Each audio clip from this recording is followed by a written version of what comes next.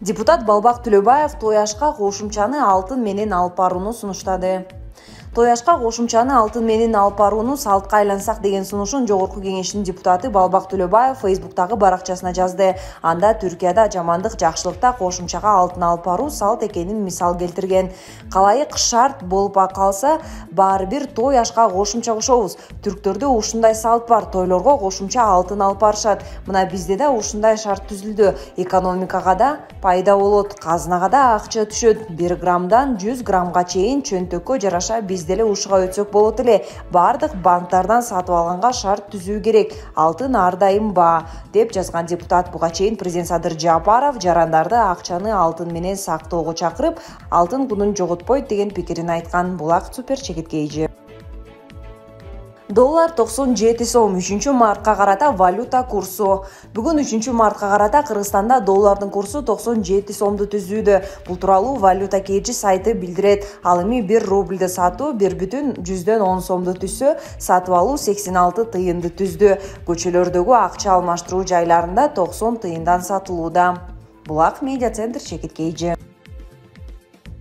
Зеленский Касым-Жомарт Токаев менен эмне тууралуу сүйлөшкөнүн ачыктады. Украинанын президенти Владимир Зеленский Казакстандын президенти Касым-Жомарт Токаев менен эмне тууралуу сүйлөшкөндүгүн Twitter баракчасына жарыялады. Президент Токаев менен болгон баарлашуу азыр гана аяктады. Аймактагы коопсуздукка байланыштуу бардык жагдайлар талкууланды. Биз гуманитардык жардамдар боюнча ынтымактуулукту келишим түздүк. Биз ар дайым байланыштабыз, деди Зеленский. Эске сала кетсек, Акорданын расмий сайтында Украина менен Казакстандын президенттери телефон аркылуу сүйлөшкөндүгү жарыяланган. Ал эми Токаев Орусия менен Украинанын ортосундагы согушту тынчтык жолу менен чечүүгө чакырган. Булак Назарньюз Чекиторг.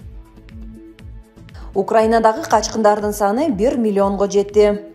Украинадагы акыркы кырдаалга байланыштуу качкындардын саны 1 миллион адамды түздү. Бул тууралуу дүйнөлүк басылмалар буунун качкындар иштери боюнча жогорку комиссары Филиппо Грандини таянып жазып чыгышты.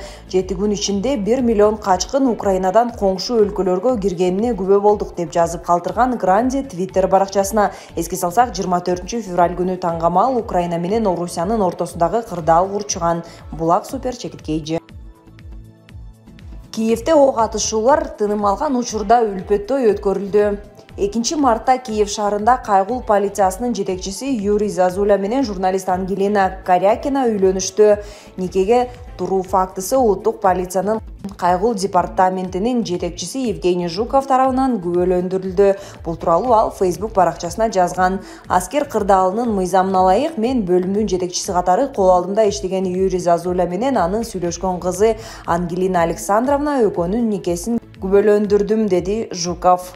Гүл чамбар катары орхидея гүлү болду. Ал эми шакектер күтүүсүз жерден бекер эле табылып калды десек да болот. Украина бул сонун адамдар, аскер жана полиция кызматкерлерин чогултуп жаткан учурда шампанский да ооз тийгизишти. Сүйүү, деп Корякина өзүнүн баракчасына жазган. Андан тышкары күйөө бала өзүнүн жетекчисинен танкка каршы РПГ-26 куралын белекке алганын белгиледи. Үлпөттөй Киевдеги ок атышуулар тыным алган учурда белгиленди. Булак Кактус Чекиткейжи. Кыргызстанда да бар 35 өлкө буунун резолюциясына добуш берүүдөн карманды. Орусиянын Украинага кол салышын айыптаган резолюция буунун башкы ассамблеясынын Нью-Йорктогу чукул жыйынында көпчүлүк добуш менен кабыл алынды.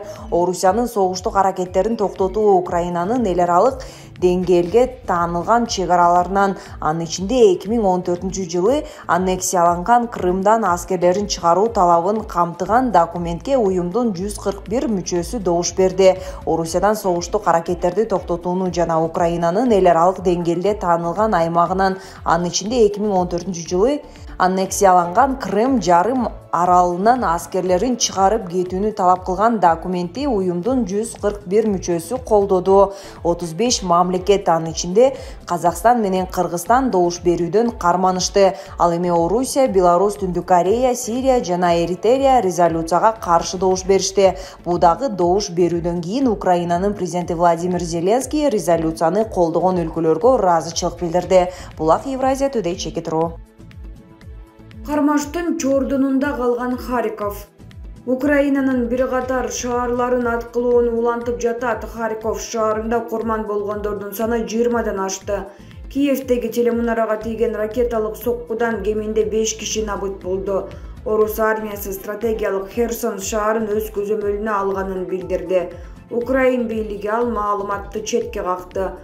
Украинадагы экинчи чоң шаар Харьков калаасында куткаруучулар Орусиянын ракеталык соккусуна кабылган көп кабаттуу үйдөн жашоочулардын сөөктөрүн алып чыгып жатышат. Аларга жергиликтүү үйлөр жардам берүүдө. Орус губернатору Олег Синегубов 2 марттын таңында билдиргендей, соккулардан бир суткада эле 20дан ашуун адам курман болсо, жарадарлардын саны 100дөн ашты. 2 мартта Харьковго орусиялык десанттар келип түшкөнү кабарланууда. Синегубов билдиргендей, түнү менен жасалган соккулардан көп имараттар өрттөлдү. Ошентсе да шаардыктар душманга туруштук берип жатышат. Орусиянын коргоо министрлиги 2 мартта Херсон шаарын өз көзөмөлүнө алганын билдирди. Украин бийлиги аны ырастай элек Кара деңиздин боюнда жайгашкан 280 миң калкы бар Херсон шаары стратегиялык жактан маанилүү кеме куруучу борбор жана порт катары саналат. Азов деңизинин боюнда жайгашкан дагы бир шаар Мариуполдун мэри 2 марттын таңында билдиргендей, калааны аткылоо уланууда жана бийлик жабыркагандарды эвакуациялоого жетишпей жатат. Орус армиясы ошондой эле Киевдин жакка белиндей чабуулдарын улантууда. 1 мартта ракеталык сокку баш калаадагы телемунарага тийди. Бул чабуулда кеминде 5 киши каза болду. 65 чакырымга чейин тизилген орустардын артиллерияласы менен чопкутталган техникасы Киевке жакын жерде турат. Украинанын куралдуу күчтөрүнүн башкы штабы Орусия 5800 аскерин жоготконун жарыялады. Анткени бул маалыматты көз карандысыз булактардан тактоо мүмкүнчүлүгү жок. Орусия курман болгон аскерлери тууралуу так маалымат бере элек. Ал эми Улуттар уюмунун адам укуктары боюнча башкармалыгы 150гө чукул жайкын тургун каза болгонун, ал эми үй жайын таштап кошуна мамлекеттерге качууга аргасыз болгон украиндердин саны 600 миңден ашты. Украина-Орусия сүйлөшүүлөрүнүн экинчи айланпасы. Украина менен Орусиянын делегацияларынын согуштук аракеттерди токтотуу боюнча сүйлөшүүсүн 2 марттын кечинде Беларустун аймагында өткөрүү пландалып жатат. Бул тууралуу Украинанын президенти Владимир Зеленскийдин кеңешчиси Алексей Арестович билдирди.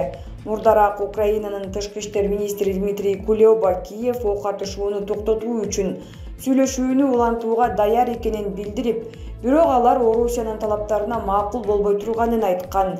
Ал Москва Украинанын бийлигинен Крымдын аннексиясын, Донецк элдик республикасы менен Луганск элдик республикасын таанууну жана толугу менен куралсызданууну талап кылып жатканын билдирген. 1 марттын кечинде CNN телеканалына жана Reuters жаңылыктар агенттигине курган маегинде президент Владимир Зеленский ок атышууну токтотуу боюнча сүйлөшүүлөр башталганга чейин Орусия Украинанын шаарларын бомбалоону токтотушу керек экенин айткан. Украина менен Орусиянын делегацияларынын сүйлөшүүлөрүнүн биринчи айланпасы 28 февралда Украин-Беларусь чек арасында өткөн.